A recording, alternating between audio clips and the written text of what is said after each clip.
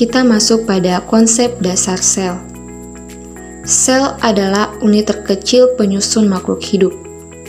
Bayangkan tubuhmu seperti sebuah bangunan besar. Sel-sel adalah batu bata yang menyusun bangunan itu. Setiap sel memiliki tugas dan fungsi spesifik yang berkontribusi pada kelangsungan hidup organisme. Kemudian, kita masuk pada ciri-ciri umum sel.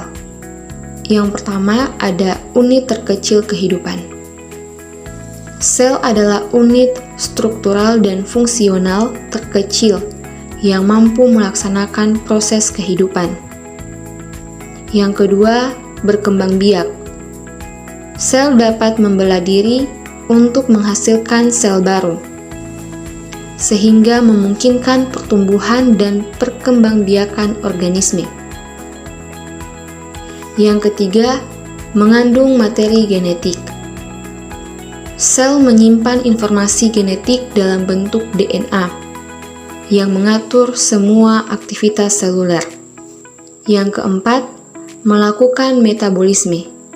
Sel melakukan berbagai reaksi kimia untuk memperoleh energi dan mensintesis zat-zat yang dibutuhkan. Yang kelima atau yang terakhir, menerima dan merespon rangsangan. Sel mampu merasakan perubahan di lingkungan sekitar dan memberikan respons yang sesuai. Jenis-jenis sel berdasarkan struktur inti selnya. Sel dibagi menjadi dua jenis. Pertama, sel prokariotik, tidak memiliki membran inti. Materi genetik atau DNA terletak bebas di dalam sitoplasma. Contohnya bakteri dan archaea. Kedua, sel eukariotik, memiliki membran inti yang memisahkan materi genetik dari sitoplasma.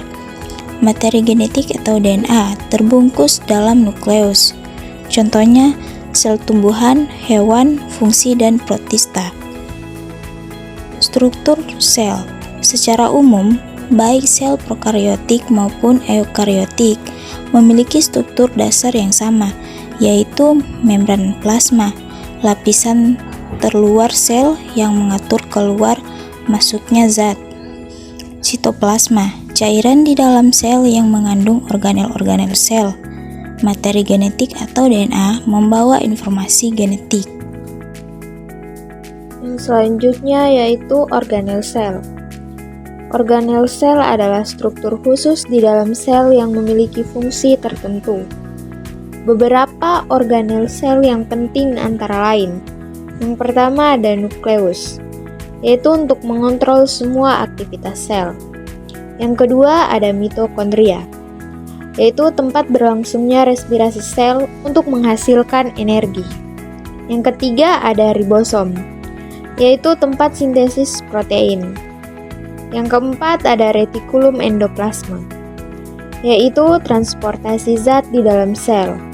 Yang kelima ada badan Golgi, untuk memproses dan mengemas protein. Yang keenam ada lisosom, yaitu untuk pencernaan seluler. Dan yang ketujuh ada kloroplas pada tumbuhan, tempat berlangsungnya fotosintesis. Kita masuk pada materi fungsi sel.